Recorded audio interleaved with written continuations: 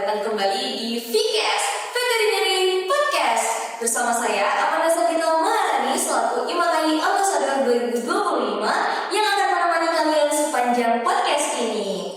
Sebelum kita masuk ke pembahasan, mungkin saya menjelaskan dulu apa sih VCast itu. Jadi, VCast merupakan program kerja dari PB IMAKAI untuk menyebarkan inspirasi, informasi, dan juga motivasi bagi teman-teman di rumah terkait dunia kedokteran hewan. Nah, kali ini saya nggak sendiri nih teman-teman. Saya ditemani oleh salah satu orang hebat yang saya kenal selama kuliah di kedokteran hewan UNAR. Dan beliau juga aktif banget di dunia perkuliahan, gak cuma di bidang akademik, tetapi juga di bidang non-akademik. Saat ini, beliau sedang menjabat menjadi Ketua PHO dari Himakah FK Unhas periode 2025-2026. Langsung saja kita sambut narasumber kita yang keren ini, Kak Ahmad Rehan Putra Hasrun. Oke, salam kenal semuanya. Perkenalkan nama saya Ahmad Rehan Putra Hasrun. Teman-teman bisa panggil saya dengan panggilan Rehan. Oke Kak Rehan, apa kabar Kak? Alhamdulillah baik, Amanda. Oke, kali ini saya akan mengajak kakak untuk ngobrol-ngobrol nih Kak, ngebahas tentang dunia kedokteran hewan apalagi di Unhas Kak. Nah, mungkin teman-teman yang lagi nonton nih merupakan teman-teman yang sedang mencari informasi mengenai dunia kedokteran hewan, ataupun teman-teman yang sudah menjadi mahasiswa tapi masih belum menemukan titik kenyamanannya saat kuliah di kedokteran hewan. Sebelumnya boleh tahu nggak sih Kak, apa alasannya kakak memilih kedokteran hewan sebagai studi lanjut? Oke, jadi kalau fun fact sendiri, dulu sebenarnya bukan di kedokteran hewan. Jadi dulu saya pribadi masuknya di kedokteran umum. Nah, cuma karena mungkin bukan jalannya, akhirnya milih untuk gap year. Nah, di gap year itu akhirnya saya menemukan bahwasanya ternyata selain dari manusia, ada banyak makhluk-makhluk lain yang ternyata juga butuh pertolongan. Nah, berangkat dari situ saya coba cari tahu lebih dalam tentang apa itu kedokteran hewan, kemudian bagaimana sih sebenarnya job desk atau pekerjaan nantinya, dan ternyata dari rasa penasaran itu saya memberanikan diri untuk mendaftarkan di kedokteran hewan. Dan berangkat dari situ, disinilah semua perjalanan panjang bahwasanya ternyata peran kita sebagai calon dokter hewan atau mahasiswa kedokteran hewan itu ternyata punya peranan yang sama juga, seperti itu namanya. Oke, nah menariknya teman-teman, walaupun bukan pilihan pertama, tapi kalian sekarang aktif banget nih pada saat kuliah di kedokteran hewan. Nah, sebelumnya kan Kak berpikir untuk kuliah di kedokteran umum. Nah, kedokteran hewan sendiri di Indonesia itu kan masih dipandang sebelah mata nih ya Kak. Kayak penting gak sih sebenarnya ada dokter hewan itu? Dan Kakak kebetulan salah satu yang terjun ke dunia kedokteran hewan itu. Gimana caranya kita meyakinkan masyarakat di luar sana bahwa dokter hewan itu juga penting loh Kak? Oke, jadi kalau terkait dengan hal yang tadi ya, itu mungkin bukan hanya di Unhas saja yang merasakan seperti itu, tapi hampir keseluruhan dari teman-teman mahasiswa kedokteran hewan. Namun menurut saya pribadi itu juga menjadi PR untuk kita sebagai calon dokter hewan, sebagai seorang mahasiswa untuk aktif memperkenalkan tentang kedokteran hewan. Nah, jadi kalau misalnya kita menghadapi masyarakat mungkin atau teman-teman kita yang sering ngeluarin jokes, misalnya kedokteran hewan itu obatin semut, obatin kecoa, itu saya rasa kita bawa santai aja, karena sejatinya kan kita lebih banyak memang main di belakang layar. Artinya kalau teman-teman mau untuk membuktikan itu ya dengan ikut dalam perlombaan, kemudian kita ikut dalam kegiatan-kegiatan yang memang aktif mempromosikan bahwasanya dokter hewan juga punya peran seperti ini, bahwasanya kita juga punya posisi yang sama dengan bidang-bidang lainnya seperti itu. Nah, tadi kan sudah dijelasin nih jawabannya Kak Rehan. Nah, mungkin sekarang kedokteran hewan itu merupakan salah satu passionnya Kakak nih ya Kak. Nah, apa saja sih hal menarik yang ditemukan selama kuliah di kedokteran hewan itu Kak?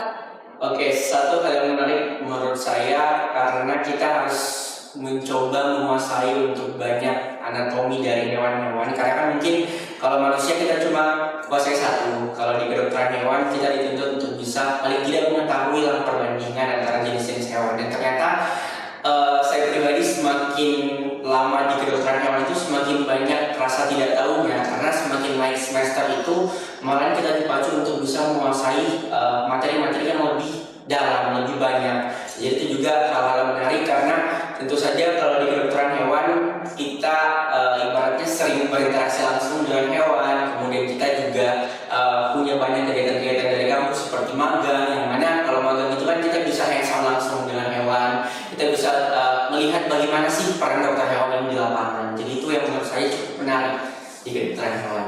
Nah, tadi sudah dijelasin juga hal-hal menarik dan juga beberapa tantangan yang dirasakan oleh Kak Rayhan sendiri. Nah, boleh dijelasin nggak sih Kak, bagaimana rasanya kuliah di kedokteran hewan Unhas dan bagaimana sih kedokteran hewan di Unhas itu, apakah berbeda dari kedokteran hewan di luar sana gitu Kak?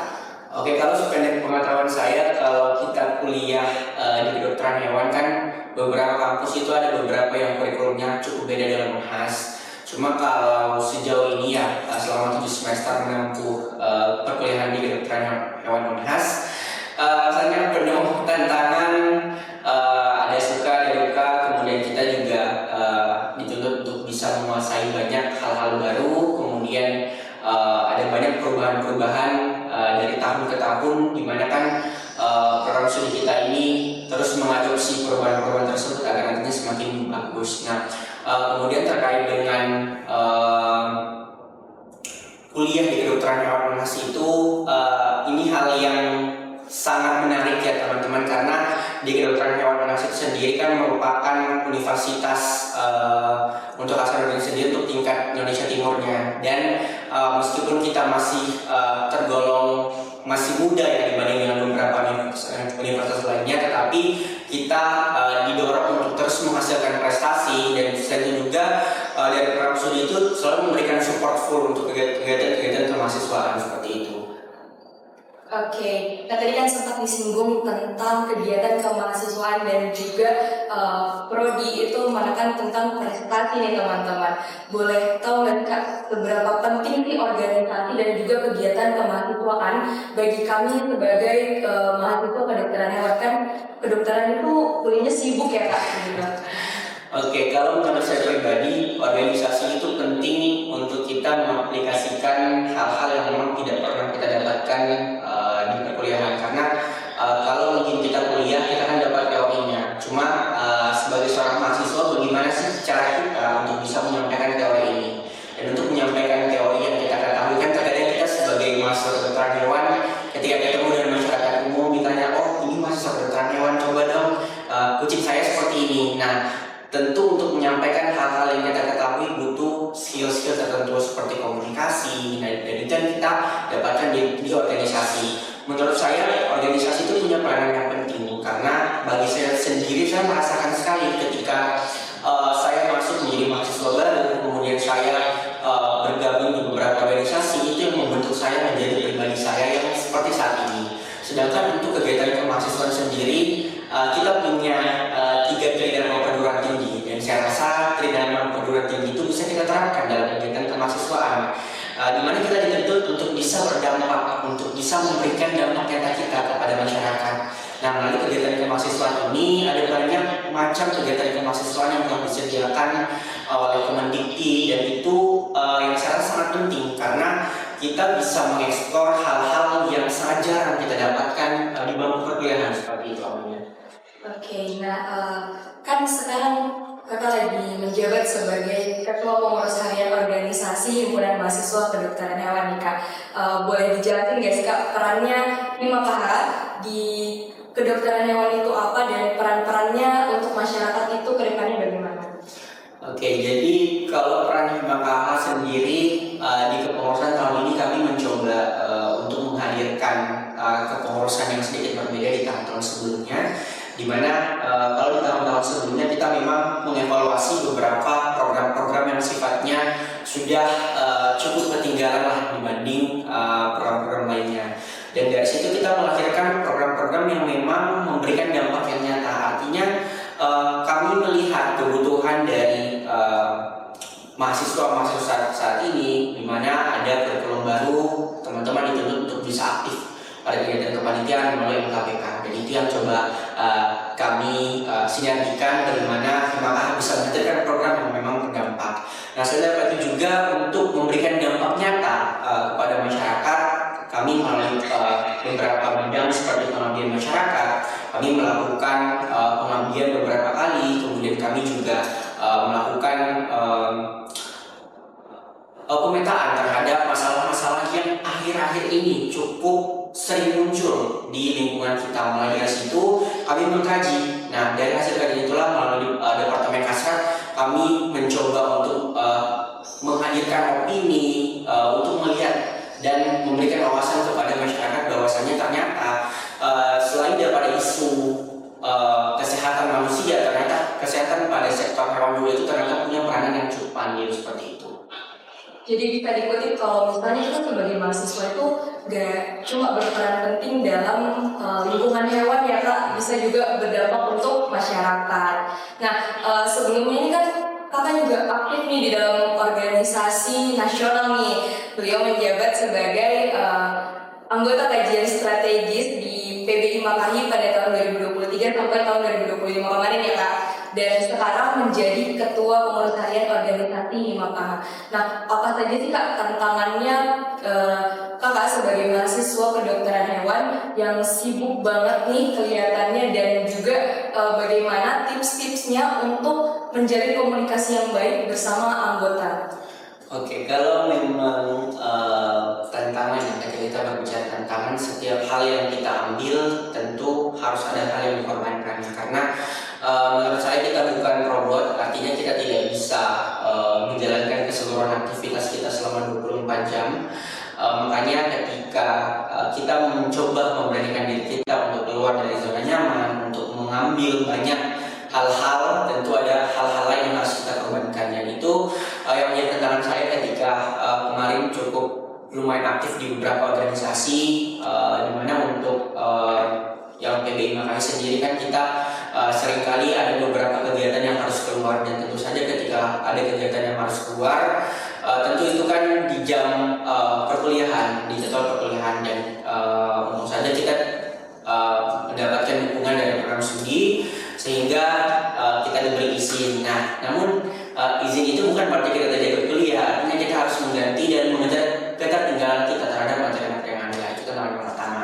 Tantangan yang kedua adalah bagaimana bisa memanajemen waktu. Artinya mahasiswa kedokteran hewan itu pasti selalu sibuk. Artinya kita pagi kuliah, malamnya mungkin kita kerja laporan, atau mungkin besok ada kuis. Nah, sedangkan kalau kita aktif tentu kita harus bisa tahu di waktu mana nih kita misalnya mau rapat, di waktu mana nih kita misalnya ada agenda untuk kegiatan ini. Nah, artinya memang kalau saya pribadi selalu menerapkan skala prioritas ya. Artinya kalau memang di waktu itu saya harus benar-benar rapat dan sudah terjadwalkan, bukannya kategori rapat tiba-tiba, ya itu memang harus diikuti. Tetapi kalau memang rapatnya sifatnya tiba-tiba dan di hari esoknya itu ternyata harus melakukan pengumpulan laporan mungkin, nah itu tentu kita membagi skala prioritasnya. Nah, kemudian yang kedua tadi terkait dengan menjaga komunikasi.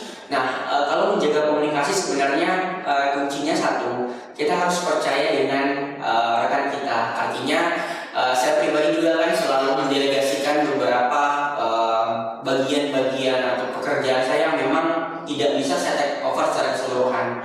Artinya memang dalam satu kepengurusan ketua pasti punya sekretaris, punya bendahara, dan punya beberapa kepala-kepala departemen. Dan mulai dari situ tentu kita harus mempercayakan mereka. Kalau prinsip saya sendiri ketika saya menjabat sebagai ketua PHO, saya tidak mau bersinar sendiri. Artinya terkadang saya senang ketika teman-teman atau kepala departemen saya itu malahan bisa untuk memimpin hal-hal yang biasa dilakukan oleh seorang ketua. Saya senang ketika mereka berani untuk menghadirkan program, mereka berani untuk berbicara di depan umum, dan itu yang selalu saya dorong kepada teman-teman pengurus saya. Nah, terkait dengan komunikasi, kuncinya satu, kita harus percaya dengan rekan kita. Yang kedua, ketika mungkin kita betul-betul tidak bisa mengerjakan hal itu, jangan diambil. Artinya kita coba delegasikan ke orang lain, kita sampaikan bahwasanya kita misalnya punya pekerjaan ini, tapi bertabrakan dengan rapat yang ini, kita komunikasikan, dan tolong dong diwakili seperti itu. Baik, tadi kan sudah disinggung nih kalau misalnya ada skala prioritas ya Kak. Bagaimana sih Kak caranya menentukan mana sih yang harus diprioritaskan terlebih dahulu? Karena pasti itu menjadi tantangannya teman-teman kalau misalnya mau berorganisasi begitu Kak. Oke, kalau saya pribadi selalu memetakan kalau Senin sampai Jumat itu adalah weekend weekdays itu untuk perkuliahan, dan sedangkan Sabtu Minggu itu saya pakai untuk waktu kemahasiswaan. Artinya memang Sabtu Minggu kan beberapa orang selalu pakai untuk istirahat, tapi menurut saya Sabtu dan Minggu itu adalah waktu emas kita untuk bisa berkreasi. Nah, jadi terkait dengan skala prioritas, terkadang saya sendiri kalau memang dulu ya sebelum sibuk-sibuknya selalu punya catatan tersendiri. Misalnya ketika tahun lalu saya aktif menjadi ketua UKM juga, kemudian menjadi staf di PBI Makassar, tentu punya jadwal rapat dan jadwal kegiatan yang selalu bersamaan.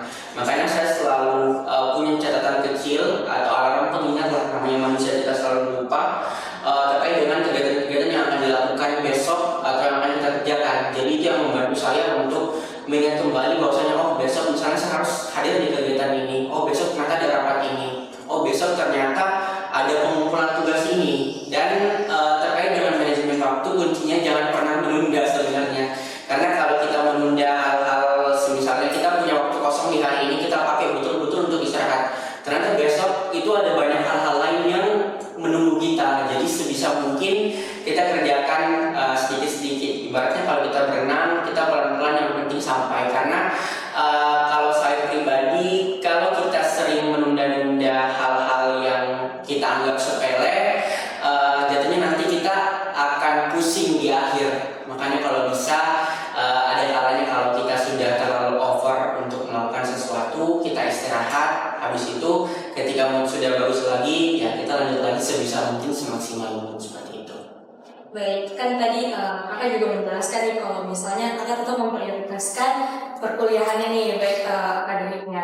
Nah, kalau teman-teman mau tahu, Karyan ini sosial medianya aktif sekali dan banyak sekali prestasi-prestasi dari Karyan nih. Bisa dibagi nggak Kak tips-tips untuk bisa berprestasi nggak cuma di bidang akademik tapi juga di bidang non akademik begitu Kak?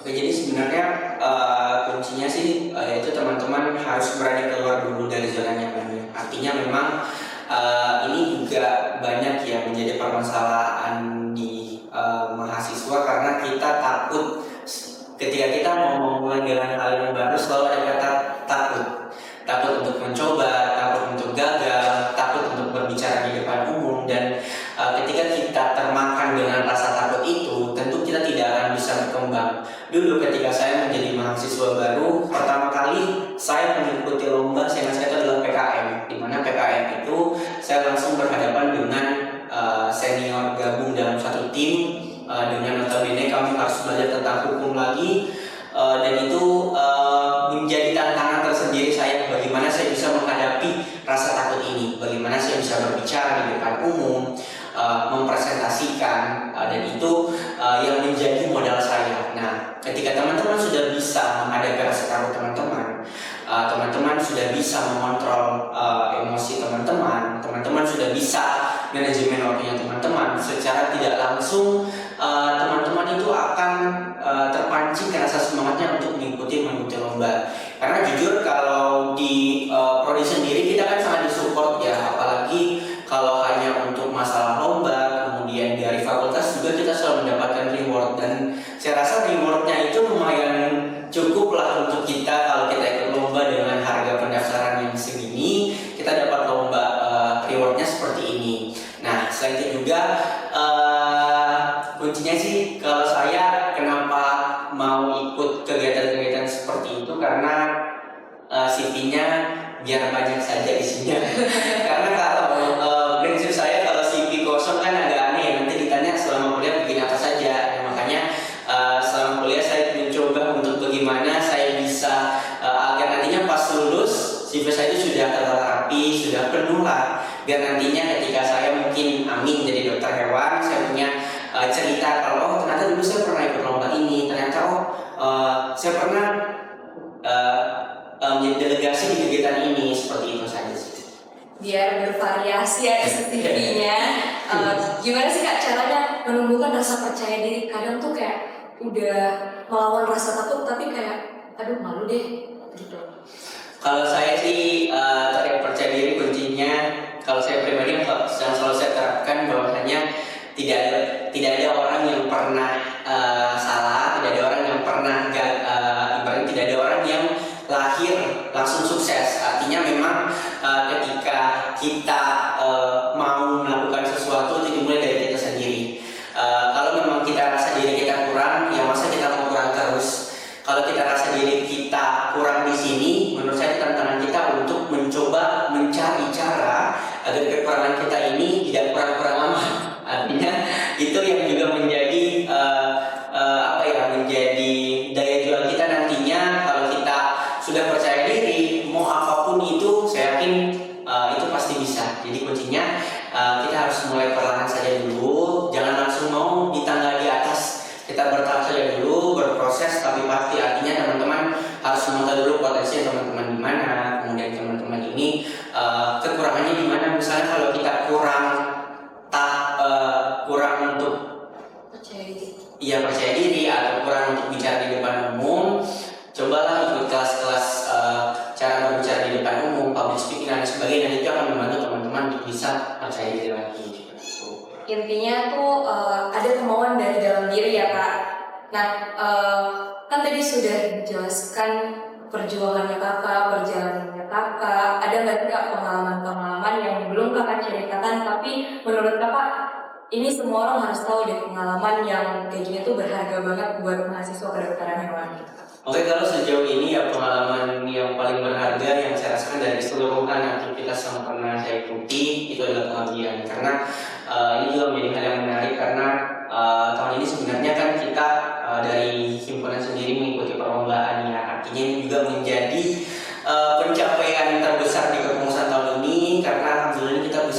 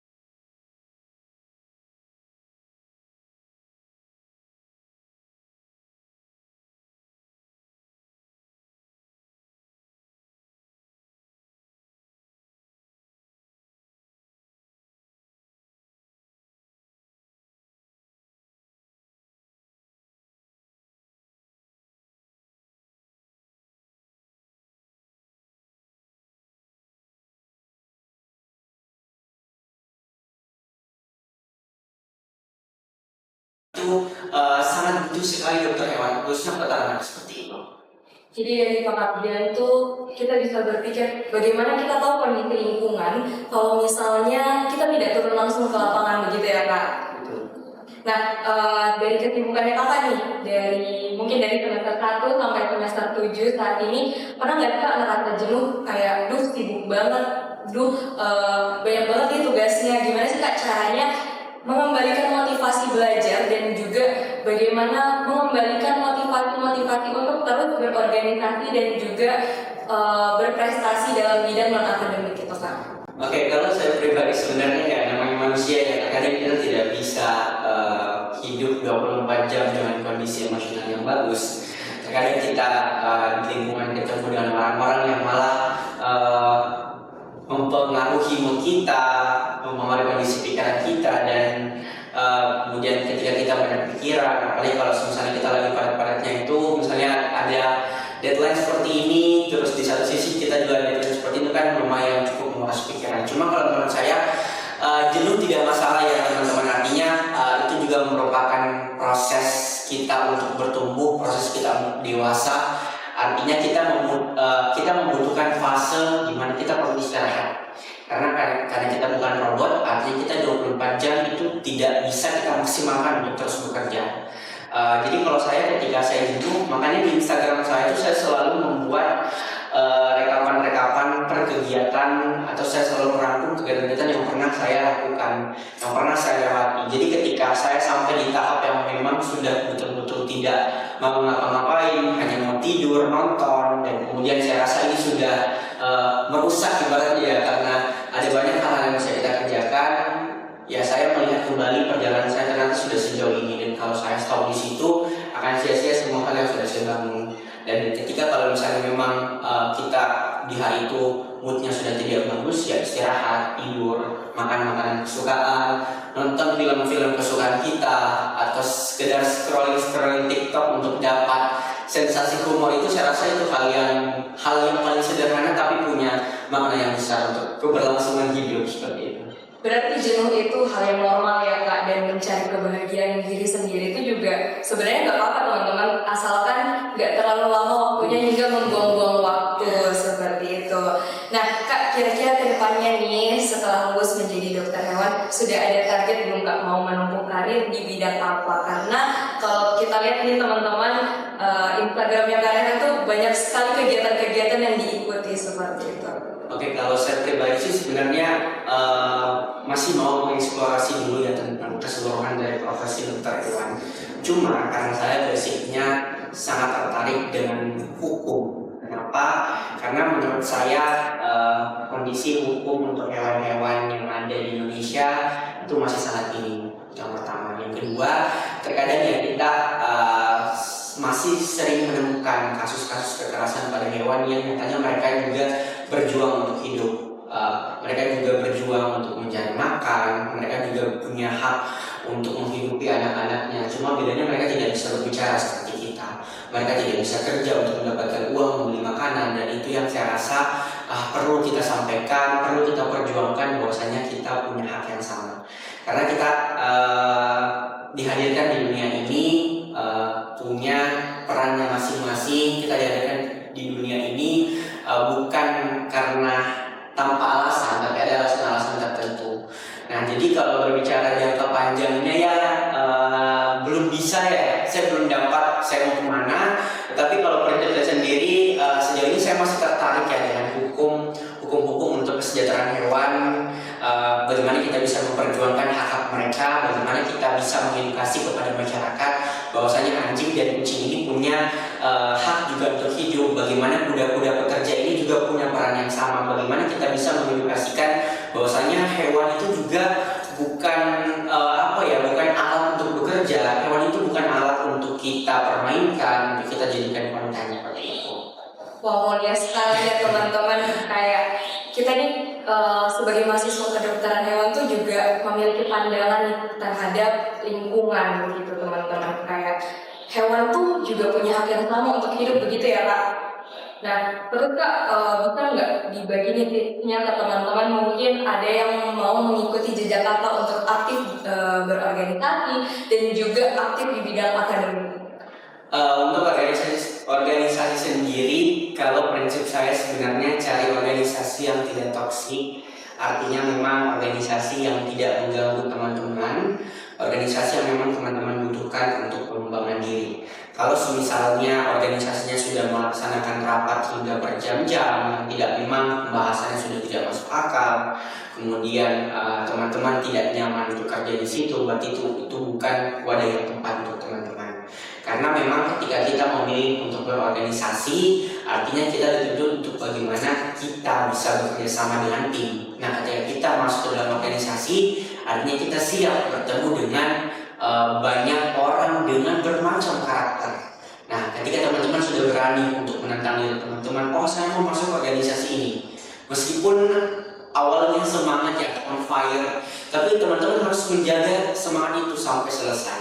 Nah, sedangkan kalau kegiatan-kegiatan prinsip saya sebenarnya saya sih selalu mengejar pengalaman, bukan juaranya. Artinya ketika menurut saya juri atau guru paling berkesan adalah pengalaman. Mungkin teman-teman kalau belajar teori itu pasti mudah lupa, tapi kalau teman-teman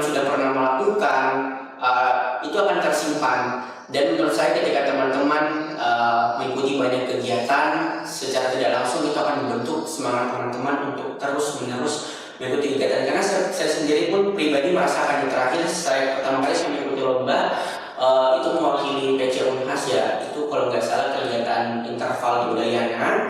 Dari situ dapat juara favorit, itu menjadi lonjakan pertama saya untuk ikut PKM. Dari PKM karena saya rasa ternyata seru tapi capek, tapi ternyata pengalamannya ada.